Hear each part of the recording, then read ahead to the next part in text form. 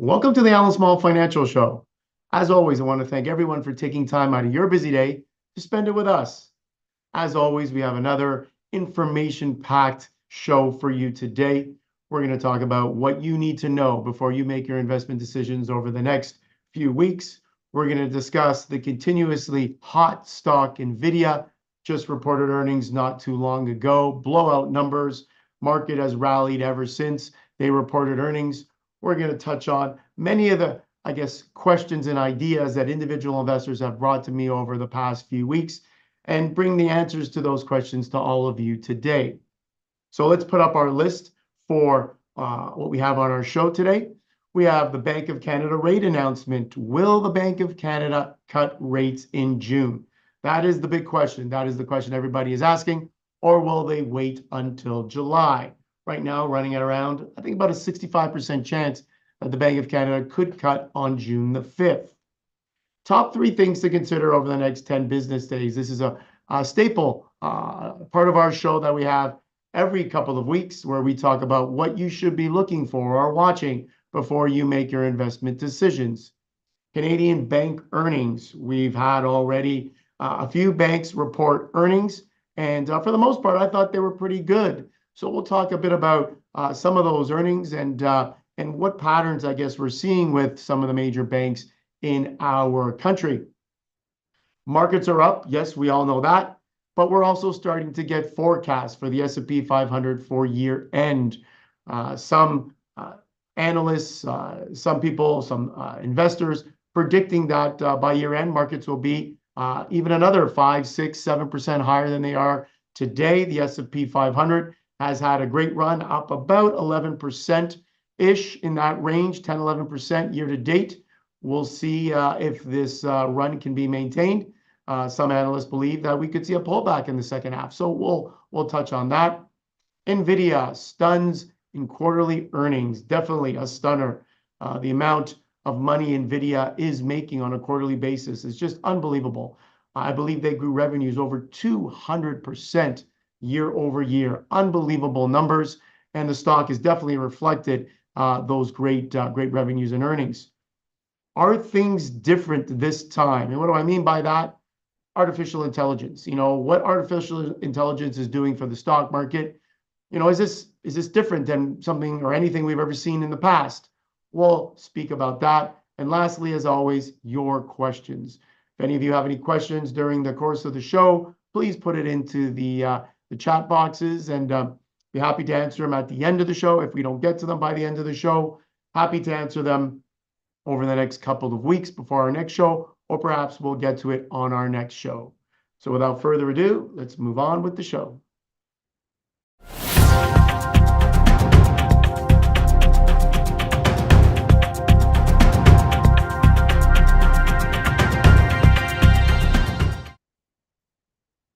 So as I mentioned off the top of the show, the Bank of Canada will make their interest rate announcement on June the 5th. Now, as I said, there is speculation that we could see an interest rate cut come June the 5th, 65% chance that we could see a cut.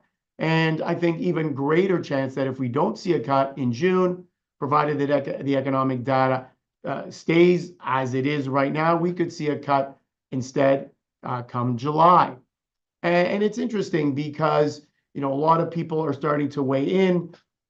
They're trying to figure out, based on the economic data, where the Bank of Canada will wind up. And so really, the Bank of Canada, I think, is going to be mixed because the data is mixed. On one hand, we're seeing inflation fall towards 2.7% right now on the headline number in Canada, as well as the core number. So we're seeing inflation fall, which is a great thing. We're seeing the overall economy start to slow down. But then we go ahead and get, on our last jobs report, growth of 90,000 jobs in Canada, well above the 20,000 jobs we were anticipating. So on one hand, we're seeing things slowing down, receiving a weaker economic data. But on the other hand, we're getting stronger jobs data, stronger other economic data. We're hearing retail sales, which were pretty much flat or actually negative for the last reading. We're starting to hear things starting to pick up in the month of were picking up in the month of April. So here we are now in May, and the data we're going to get is for April and March. And I think the Bank of Canada will be able to decide whether they want to make a move in the next, I guess, week or so, or whether they want to see some more data, another month's worth, before they move in July. Wanted to touch on one important part before we get to the charts that I have for you, and that's the dollar. If the Bank of Canada were to begin cutting rates, let's say in June or July, the United States doesn't look like they're going to cut rates anytime soon. Perhaps the earliest the US is talking about cutting rates now, maybe not until the fourth quarter. What is going to happen with our dollar? Well, in my opinion, our dollar is going to get a lot weaker versus the US, and that will help some industries and will work against some industries. It'll help manufacturing. It'll help any really business that exports to the US because they'll be able to buy our goods or those companies' goods a lot cheaper. But those that are importing from the US, things are going to get a lot more expensive. Travel to the US is going to get a lot more expensive. And some are actually saying and mentioning that if we're starting to pay more for the things that we bring in from the US, our largest trading partner, well, what does that mean? Prices go up, and that could possibly be inflationary should the US not cut rates anytime soon and Canada continue to cut rates. So it will be interesting to see what the Bank of Canada says and how far they could cut rates before it starts to have perhaps a negative impact on the dollar and perhaps a negative impact on our economy. I have a few charts here that I want to go through. Bank of Canada's overnight interest rate is our first chart. We've seen this before. 5% is the Bank of Canada rate right now. And as you can see, 2.7% inflation rate. The gap seems to be just growing and growing as inflation falls and as the Bank of Canada keeps our their rates, I guess, the same at 5%. You can see that flat line there. You're looking now at well over a 2% spread between the two. Our next chart that we have here is Bank of Canada inflation, and it talks about different types of consumer price index, CPI, median CPI, trim CPI. The bottom line is this: when you look at core CPI and all the different types of metrics, when you look at CPI in general, they're now all below 3%. The median being 2.6, but when you look at the headline number, you're looking at a core CPI or inflation rate in Canada of 2.7. And keep in mind, the Bank of Canada's target rate is in and around 2%. Do we have to get to 2% before the Bank of Canada cuts rates? Absolutely not. And I think both central banks, the Fed and Bank of Canada, will move before the actual rate hits 2%. As long as they can see a path to that 2% rate, I think they're going to start cutting rates and continue to cut rates. Next chart we have here is one on jobs. And here it just shows economy adds 90,000 jobs for the month of April, well above the estimate of 20,000 jobs. And you can see on the far hand, I guess part of this chart, a bit of a pickup there. We're going to get jobs data out of both Canada and the US, not this Friday, but a week Friday. And that's going to tell us how strong the labor market is. And of course, give us an indication on just how strong the overall economy is as well. We have, I guess, here in the next chart, which is the unemployment rate in our country. If anybody's wondering what the unemployment rate is in Canada, it's 6.1%.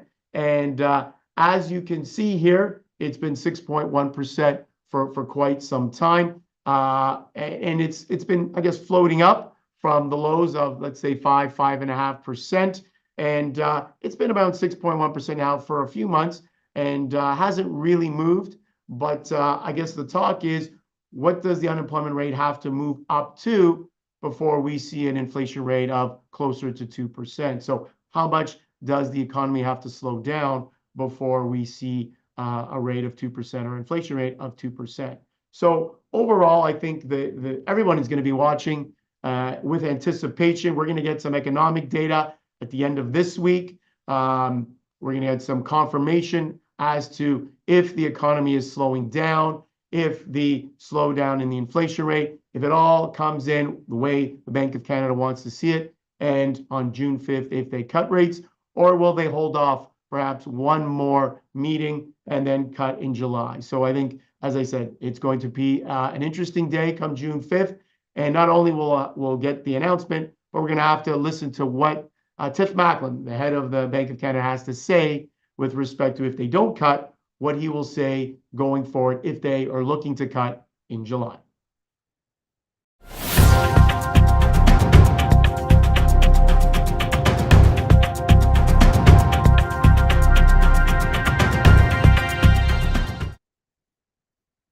Now we come to the part of the show that we have on a regular basis. And this is where we discuss three things, three ideas that I think individual investors should be focused on before you make your investment decisions. And one of the things we have very often is economic data, especially if we're looking at data. We're in a battle against inflation. The central banks are trying to bring down inflation. Economic data is key, because as the economic data starts to slow, that bodes well for bringing down inflation for the central banks. We're going to look at, or what you should consider, is market valuations. They're starting to creep up again. We're looking at a market S&P 500 once again in and around 20, 21 times forward earnings, or 21 times earnings.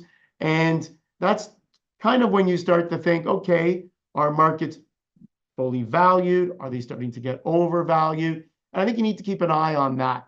Not to say that you still can't find good quality investments, but when the overall market starts to become fully or maybe even a little overvalued, that should be it can be a bit of a red flag for a few investors. And is it time to invest more in Canada? You know, I've said many times to many different investors, I've been investing probably for every one Canadian investment I've been purchasing, let's say a Canadian stock, I've probably been going out and buying 9 or 10 investments or stocks outside of Canada, predominantly in the US. So is it time to look back at Canada again? Is Canada now becoming an option? So we'll talk a bit about that as well. So economic data, let's delve into the first topic that I think individual investors should be considering before you make your investment decisions. And we're going to get a bunch of economic data at the end of this week and next week. We're going to see GDP, March GDP, or March growth, GDP, gross domestic product, growth numbers out of Canada for the month of March and the first quarter. And right now it's looking like it's going to be not that great. We're going to see some growth, but not a lot of growth. And I think we've already seen January and February. We kind of know what March is bringing, but the hope is that April will be a lot better. So we'll get our first reading on March data, GDP in Canada, and we're going to get some quarterly numbers for GDP in Canada as well. We're going to receive, I guess, a second reading on first quarter GDP out of the US, a little different than they do it here in Canada. They get a few readings. So they get an initial reading, and then they have a revised reading, and we'll see if the GDP numbers are revised up or down. I think we get that at the end of this week. As mentioned, we're going to get a jobs number, jobs data out of Canada and the US a week this Friday. I believe that's June the 7th. And again, a very important number for individual investors to look at. And as we know, unfortunately, when it comes to this kind of data, bad news is good news. And unfortunately, good news is bad news for the stock market, because the stock market wants to hear things are slowing. Jobs growth is slowing. Retail sales are slowing. GDP is slowing, but maybe not too much, but slowing. And so that will hopefully help central banks get closer to that first rate cut. And lastly, we have PCE. That is the preferred number that the Federal Reserve looks at, personal consumption and expenditures. It is a measure, another measure of inflation, and it is the preferred measure because I believe it does not take into account as much on the dwelling or the housing side of things. It's a little less emphasis placed on housing versus the CPI, which has a lot of housing data into its calculation. So we're going to get readings on PCE out of the US. And again, definitely a big potential market mover at the end of this week. So I have, again, a number of charts here to go through on the economic data. We have U.S. real GDP, gross domestic product, and you can see here that first quarter 2024, somewhere around 1.6%. And if you were to look at the right-hand side of this, I guess, bar chart, you would see a nice gradual decline from about third quarter of last year, a little less in the fourth quarter, now a little less in the first quarter. Well, we'll see what second quarter brings. We'll start to get second quarter numbers very shortly in the U.S. as well. And, the 1.6% was definitely an underperformer for the U.S. We're starting to see the economy losing some momentum in Canada. Our next chart shows that some Canadian GDP starting to lose some momentum. You see here, March GDP or March growth numbers were basically zero, flat. Coming out of February, where things were a lot better. They were looking for a point, came in at 0.2, looking for a 0.4 number. And so a little bit disappointment in February, but still we saw some growth versus March, where we didn't see much growth at all. So we can definitely see that the Canadian economy is slowing down along with the US economy as well.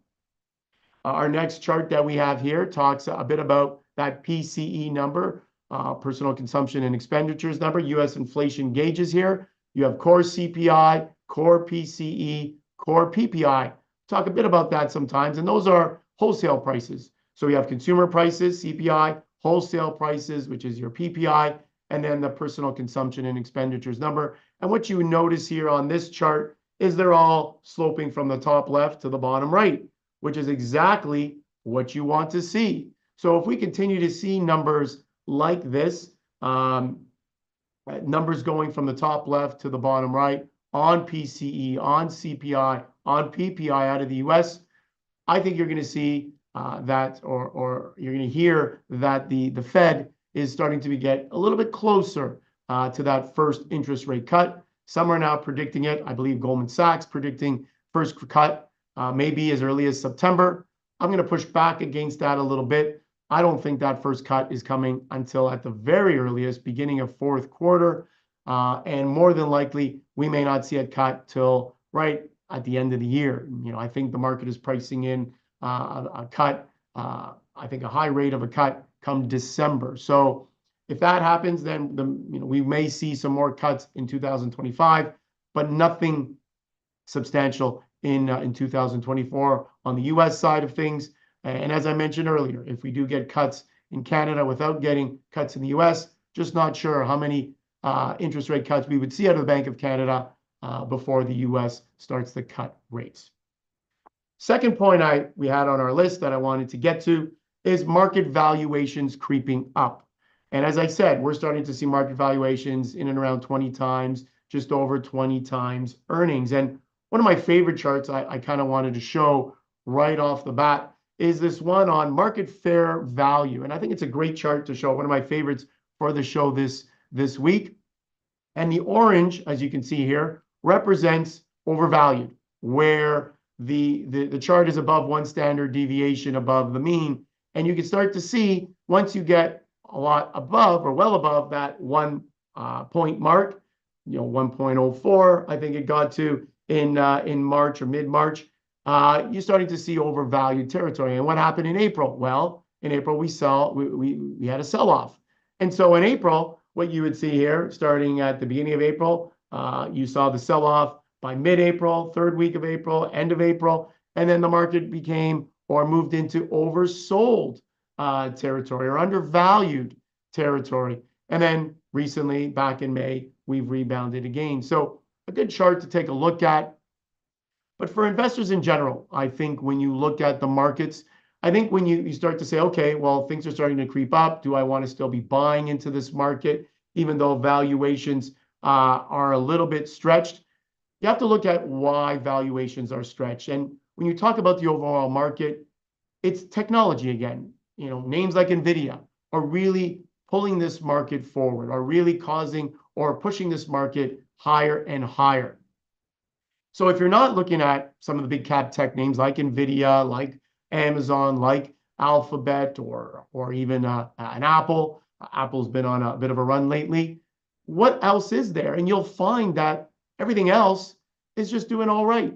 We are seeing that the market breadth is expanding. We are hearing that or seeing that other areas of the market. We've talked about this on other shows: pharmaceutical, bank, retail names doing well and seeing their stocks moving higher. So they're joining in on the market gains, joining in on the party. But I would say that for the most part, this rally is still on the back of big cap tech names. So even though we may say the overall market is creeping higher, the valuations are creeping higher, I still believe that you can buy things, many things actually, that are still relatively cheap. And those are the investments you want to take a look at. So yes, you want to own some of the big cap tech names, as I've said, for growth, but then you want to look at other areas that haven't moved up as quickly, other areas that are still doing really well, having good earnings, good top line, bottom line growth. Because in my opinion, there still are many names on the S&P 500 and even on the TSX that you could look at. So even though the market is creeping up, these are names that you could find that, if they pay a dividend, even better, but you could add to your portfolio over time. The third point I wanted to get to, again, that I think individual investors should consider or think about before you make your investments is, should I be buying more into Canada at this time? And Canadian investments have been doing well. The Toronto Stock Exchange is up about, let's call it 6.5% year to date. Not too bad. On pace to do, I guess, over 13% for the year. If we have a second half of the year as good as so far what we're seeing in the first half. Compare that to the S&P 500. The S&P 500 is up in and around, let's call it maybe 12% for the year so far. The NASDAQ also in and around up about 12, 13% in that range. So again, the TSX underperforming the New York indices, the US indices, the S&P 500, the biggest North American indice. And that's why, as I said earlier, that for every one investment in Canada, for many years now, I've been buying many investments in the US primarily, and even some in other areas outside of Canada. Going back to the TSX right now, I wanted to focus on what's driving the TSX. And let's put up a chart of the TSX that we have, and that is a one-year chart. And you can see here, not often do you see a chart of the Toronto Stock Exchange doing as well as it has. And really, it's taken off, I guess, from the end of October of last year up until present. It's done well. We saw a dip in and around April, and you'll find a very similar chart for the NASDAQ, the S&P 500. You'll see the dip in April, and you'll see things really taken off as of the end of October last year. And the reason for the TSX doing well, in my opinion, has been really because of just a couple of areas. And those areas are one, materials, mining, gold. Gold stocks have done extremely well. Price of gold has shot up to all-time highs over the past few weeks, few months. And I think that's really helped the TSX. There are a lot of gold miners on the TSX. Commodities in general have done extremely well, whether it's base metals like copper, whether it's silver, other base metals have done extremely well. Other commodities have done well. Oil is sitting in and around that $80 mark once again. So this is all good. It's good when countries such as China are back in growth mode and importing a lot of the commodities that they need for growth, the metals that they need, the copper, et cetera, and other base metals, aluminum, et cetera, that they need to build infrastructure and to grow. Whenever we're in growth mode around the world is growing again. It's good for Canada because we supply a lot of the materials that the rest of the world needs to grow. So that has really been helping the market. And we have another chart here on commodity prices over the last 6 months, and you can clearly see how commodity prices have fared. They've been doing quite well. And again, that combined with mining of gold, materials, and even banks have kicked in and done somewhat better, not still as good as I would like to see. And I think there's more growth to come. But Royal Bank reached all-time highs recently.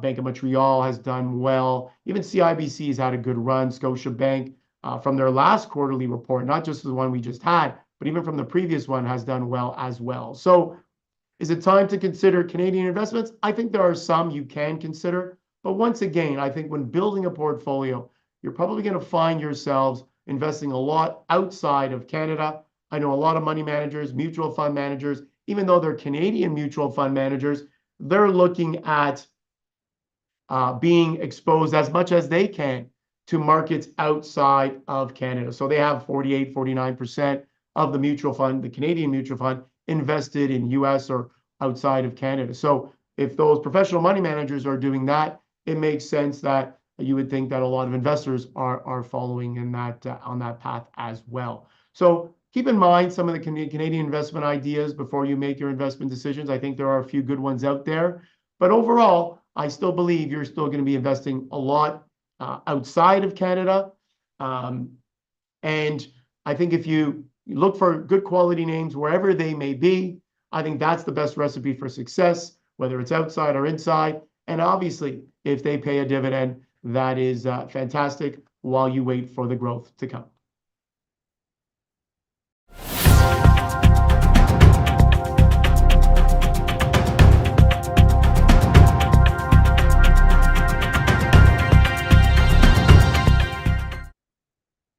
Canadian bank earnings, and we were in the midst of getting our Canadian bank earnings. We've already had a few banks report. We've had TD Bank, for example, report, I guess it was last week. They were the first, kind of unusual. They usually report all together, but TD Bank actually went a week ahead, or almost a week ahead of the rest of the banks, Scotiabank, BMO, these banks reporting. We're going to get a few more banks at the end of the week. But overall, it looks like, I guess, without the last couple of banks reporting as yet, it looks like we're starting to see a pattern here. We're starting to see, good capital markets. We're starting to see good, fixed income markets. We're starting to see trading, wealth management. These are all positives. We've seen, TD Bank reported positives in that area. Scotiabank reported positives in that area. Scotiabank reported some good numbers internationally. And we know Scotiabank is the largest or is the most international bank that we have out of the big five Canadian banks. And so seeing or getting numbers that out of Scotia that tell us that things are going really well, not only inside of Canada, but internationally, bodes really well for the stock. And yet the stock price, unfortunately, has not moved higher. Paying a great dividend, 6.5% dividend, Scotiabank, for those looking for good income right now. Scotiabank definitely fits the bill. TD Bank, because of their recent issues on the money laundering issues, the compliance issues that they're facing in the US, their stock is now paying in that 5.5% dividend range as well. And some of the other banks are also paying over 5%, CIBC, Bank of Montreal over 4%, Royal Bank just under 4%. So most of the major banks are paying what I would consider pretty good dividend yields. So I think good buying opportunities, and their earnings are showing us, or at least telling us, that things are pretty good right now. On the negative side, banks are setting aside more money for bad debts. They're setting aside more money for defaults. What does that tell me, and what should that tell all of you watching today? Well, that should tell you that banks are thinking that things are slowing, that people are racking up their credit card bills. They're spending more than they make. They're spending beyond their means.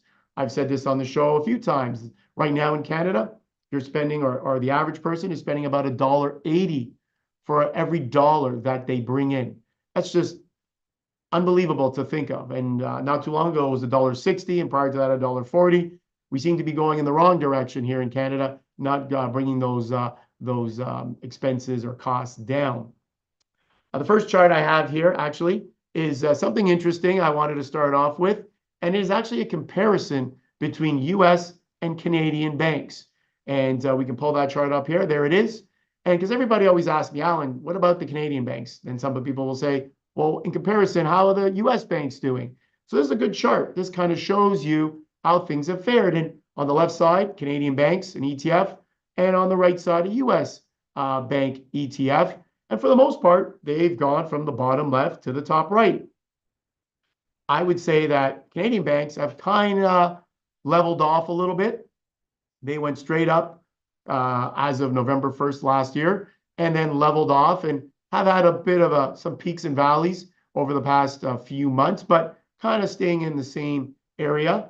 On the US side, they've also gone up nicely, a nice slope from the bottom left to the top right, again, starting in November, and a dip in April, and then back up again in May. And now we're seeing a bit of a dip towards the end of May. And we're seeing that bank stocks in the US have come down a little bit.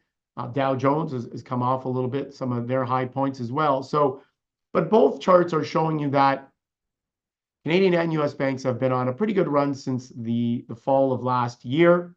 Canadian banks pay bigger dividends than US banks on average. US banks pay, 2-3%, whereas Canadian banks are paying, as I said earlier, they could pay the highest bank right now, or the biggest dividend from the 5 major banks, is 6.5% from Scotiabank. Wanted to show another chart here. We've seen this before, TD Bank chart. They reported, as I said, I believe it was last week on the 23rd. You can see their stock price has definitely been falling, and that is due to the money laundering investigation that is going on at TD Bank. For those of you that don't know what that is, TD Bank was accused of money laundering some drug money, from fentanyl sales out of China. And there was talk that there were some TD Bank employees that were actually bribed to take this money on. Obviously, we don't know if that's true or not. The investigation is ongoing, but as soon as the word came out that the investigation was happening, stock of TD Bank fell substantially. Well, actually, I shouldn't say that. It fell maybe 10% or so, 5-10%. An opportunity to get into the second largest bank in our country at a pretty cheap price if you can handle the risk and volatility that is going on right now. And as I said, TD Bank yielding about 5.5%. And I thought that a pretty good earnings release when they released earnings. Another bank stock that we have here that I've mentioned already, Scotiabank, Bank of Nova Scotia. You can see here that their stock has been pretty good. It was on an upward trend, came down towards, let's say, mid to end of April, and now it's gone back up once again in May. So bank stocks, in my opinion, so far have reported pretty good quarterly earnings. We'll see what the last couple of banks report at the end of this week. I believe Royal Bank goes, CIBC, and but so far I think these are good quality earnings. And as I said, stock price hasn't really reflected that as yet. So if you're looking for a pretty good growth and income generating investment, I think you can look at our Canadian bank sector.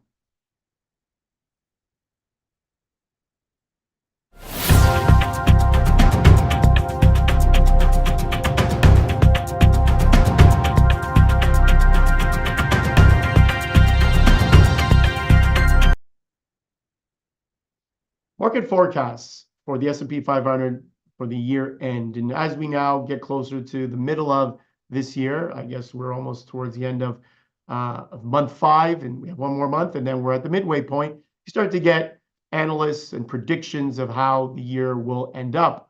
And I'll put up a quick chart here about some of those forecasts. BMO Capital Markets issues the highest S&P 500 year-end forecast as yet. You can see it there, 5,600. S&P 500 in and around 5,300 right now. So if you do the math, you're talking about maybe another 5-6%. If you look towards the end or the bottom of that chart, you will see that there are many, JP Morgan, Citi, Goldman Sachs, predicting that markets will not go higher at this point. And some are predicting the market could go significantly lower. Now, I will say that a name like JP Morgan, very often they take their estimates up once they see that the market has gotten a lot ahead of itself. You could see the market or the prediction change very quickly. So I would say you need to take some of these recommendations or predictions or outlooks with a grain of salt, because you never know, when these get changed, either to the downside, to the upside. But the one thing I will say is this: when we do have so many people, so many analysts, so many investors talking about where the S&P 500 will be at the end of the year and how it will be higher, and I believe it will be higher, you can't help but to be a little bit nervous when everybody's all in the same boat, same side of the boat, well, the boat starts to tip a little bit and can cause a little bit of problems. And you always have to be mindful of that one economic piece of data, the economic data that could cause things to change, that one announcement, that one event. And if it catches us all by surprise and we're all on the side of the boat that says the market's going higher, well, we are, I guess, liable or setting ourselves up for perhaps a pullback and perhaps a major pullback, maybe a 5 to 10% pullback. Now, that's not really major, that's expected. But I think a lot of people, if there was a 5 to 10% pullback in the markets, I think they would be caught off guard. And in April, quick story, I had conversations with a few clients, and they said to me, Allan, see the market is down in April. I'm a little concerned, but I don't want to sell because market is down too much. I want to wait till it comes back up. And it was interesting because I said to them, well, the market is down in April, but keep in mind, January, February, and March were such good months that even though the month of April was negative, it just lost back a small piece of what the average investor made for the first quarter. And then here we are again in May, and the markets are back higher, making up what April lost. And for some clients or some investors, a little more than that even. So I think you just got to keep a level head. You got to keep a level head. There's going to be analyst predictions. There are going to be a lot of people talking about year-end numbers over the next, let's call it 4 weeks or so. They're going to make predictions. And then once we get into the second half of the year, just wait. We're going to get 2025 predictions. Market is always anticipating, always looking ahead 6 to 12 months. And that has never changed and probably never will change. So try not to get caught up in all of that. You want to look at your portfolio. You want to stay diversified. You want to stay in areas that are good growth, that are relatively good value. As we always say, if they pay a good dividend, that's where you want to be. So I think you want to take a bottom-up approach versus a top-down. Not worry about where the index or the indices will end up, the S&P 500, the TSX, whatever, where that's going to end up by the end of the year. Let's focus on building good portfolios and individual investments, because in my opinion, that is the best recipe for success.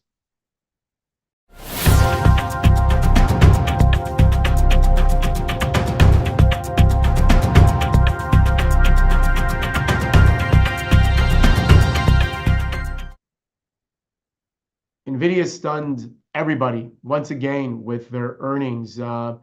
Unbelievable earnings.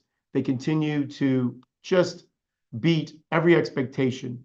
We talk about on Bay Street and Wall Street, we talk about whisper numbers. We talk about, okay, the company's projecting so much in earnings, so much in revenues. And then you hear the whisper number, which is, well, maybe they can make another billion or so. Well, NVIDIA not only beats the expectations, but they beat the whisper number as well. They're just an unbelievable. As I mentioned, I think earlier in the show, revenues were up, I think something like 216% year over year. Third largest company in the world, almost, well over 2 trillion in market cap. Stock splitting 10 for 1, and I want to come back to that in a few moments, talk a bit about that. But the company, biggest chip maker, obviously, by far in the world today. And it's unbelievable that how much or how fast NVIDIA has grown as a company. Some people call the CEO, Jensen Huang, of NVIDIA the godfather of artificial intelligence. Most of what you see in artificial intelligence is being powered by NVIDIA chips. NVIDIA has had such a head start on the rest of the competition, whether it's AMD, Advanced Micro Devices, whether it's Qualcomm, whether it's some of the other big tech names that are starting to build their own chips, Apples, the Microsofts, the Amazons, the Googles. They're just well ahead, and it's unbelievable. And for those that own the shares now, you've been on a pretty nice ride over the past few years. I have a chart of NVIDIA that we could show here. This is a 1-year chart, and you could see it had a tremendous run from, again, November up until about April. Then we lost, or we saw NVIDIA lose about 10-15% of share value there, and then only to then surge ahead just before the earnings that came out just recently, and then surge once again after. And we're now seeing NVIDIA well over $1,000 a share, 1,100 when we took this picture and the picture or showed the chart. 1100, well over $1,100 a share. There are expectations that you could see this stock get to 1200, 1300. Unbelievable. But what I wanted to touch on with respect to NVIDIA, as I mentioned briefly, is the stock split. We are going to see a 10-for-1 stock split. So what does that mean for those that are watching? Well, if you have 10 shares of NVIDIA, you're going to get 10 shares for every one that you have, so 9 more. So if you had 10 shares, when the stock splits, you're now going to have 100 shares of NVIDIA. However, because you're getting 10 times the amount of shares, the stock price will be 1/10 of its value. So instead of having 10 shares at $100, you're going to have 100 shares at $10, using this as an example. So right now, the price of NVIDIA is, let's say, $1,100. You're going to have 10 times the amount of shares at about $110 a share. So net, the effect actually is zero. There is no benefit. There is no bonus. There is no extra. Yeah, you get some extra shares, but now the shares are only worth 1/10 of their value. So I received a lot of phone calls, a lot of messages, emails. Allan, I heard NVIDIA is splitting 10-for-1. Should I buy some? And my comment, or my I guess answer is, well, let's take a look at the stock. Let's evaluate the stock. Let's see where the stock is trading. And I did that. And recently it was trading in mid-30s, 35 times earnings, which I thought was reasonable and slightly cheap for this name compared to other chip makers. But now it's jumped up to 42, 43 times forward earnings. So a lot more expensive. And so I don't want to buy a stock because it's announced a 10-for-1 stock split, because in the end, maybe there's a little bit of hype because people are confused or fooled that they have more shares. So this means that maybe they have more money. And you tend to see stocks that announce a stock split, their stock price actually rises in the short term. But over the long term, people will realize that no, they don't have more of NVIDIA. They have the same amount, and they just have more shares. More shares are issued from NVIDIA. And overall, over time, I should say, that actually isn't a good thing for the stock. When you have more shares out there, that's dilutive. That dilutes the value. So you want to have less shares. When company buy back stock, that is much better than when they issue more shares. But why do they do a 10-for-1 stock split? Well, how many people can afford to buy shares when they're over $1,000 versus when they're $100? Obviously, a lot cheaper for the average investor to buy. So that's why the company does things like that for their employees, their stock purchase plans, etc. So that's why they do it.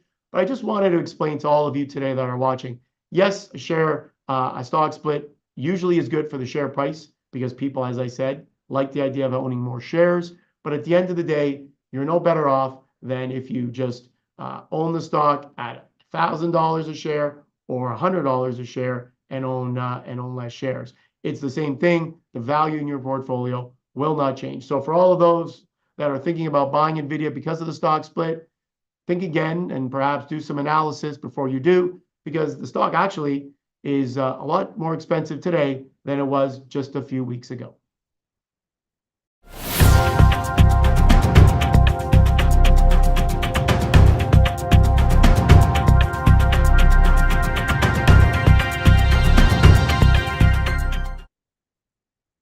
Are things different this time? This is something we talk about quite often. Is this time different? And what I mean by that, and what I'm referring to, is artificial intelligence. Is artificial intelligence changing everything? Is it different? Are we going through a different economy, a different stage of life? Are we changing the way we do everything, and we've never seen this before? Well, yes, artificial intelligence is different. We have not had the AI to the degree that we are having it today. And I'm sure 5 years from now, it'll be even more prominent in society and in the world. But no, this time is not different. What happened when we came up and started using the internet? When the internet was introduced? What happened way back when Henry Ford built the first car? How did that influence or affect the economy, affect the world, the global economy? How did the internet affect the global economy in the world? So these effects, these big events, or these big ideas happen from time to time. If you're fortunate enough to get in at the front of the idea or be one of the leaders in the idea, then you're fortunate because you get to I guess, reap the benefits of that. You get to make money, perhaps more money than those that kind of take a wait and see approach and maybe are a little bit more doubtful that AI is exactly what it is. For example, is it really going to revolutionize the way we work and do business? Well, talking to as many CEOs and business people as I have, I'm starting to think, yeah, it is. And those that have gone in at the forefront of artificial intelligence, from a monetary standpoint, from a technology standpoint, from a growth standpoint, I think you're going to lead over the next few years. And so, is this time different? No, we've seen events like the event of artificial intelligence in the past. Artificial intelligence is different, but the effects on the world, the economy, etc., is not different. We've seen these kinds of things before. A chart I have that I wanted to show, and I think I've shown this in previous shows, and this just shows you how the stock market fares after a decline in markets. And I brought this up because this is pretty predictable. You want to look at a 1-year number, a 5-year number, a 10-year number, and you can see that the purple, the green, the blue are higher than obviously the red. So 1 year later, the blue, 5 years later, the green, 10 years later, the purple. There's a pattern here. The pattern is when you have an event, a negative event, as these ones are, the market rebounds and shoots higher, and that's what happens. When you have a positive event, like artificial intelligence, the coming out of artificial intelligence. And I know artificial intelligence has been around for a while with IBM and Watson years ago. IBM talked to us about their Watson computer and artificial intelligence. And here we are years later, and now ChatGPT, Microsoft, Bard from Google, Amazon, and everyone really, top big, large tech companies around the world using artificial intelligence. All the chip makers, not all, but many chip makers, NVIDIA, AMD, looking at Intel, looking at building or designing chips for artificial intelligence. So this is all a good thing. And I think just like bad events, we show how we rebound.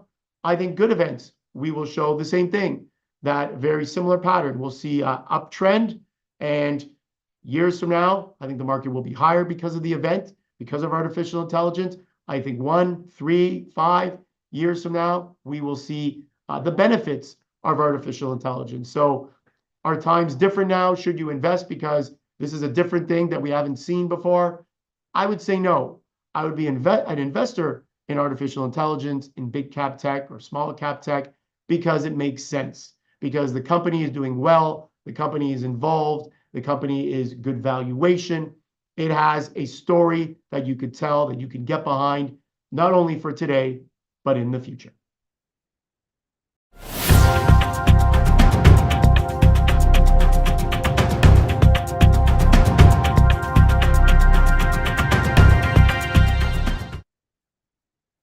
Now the part of the show where I try to answer as many questions as I can, and usually, because the show tends to go a little longer than always anticipated, I want to take at least one question, as I always do, from the audience. I know we have a few here.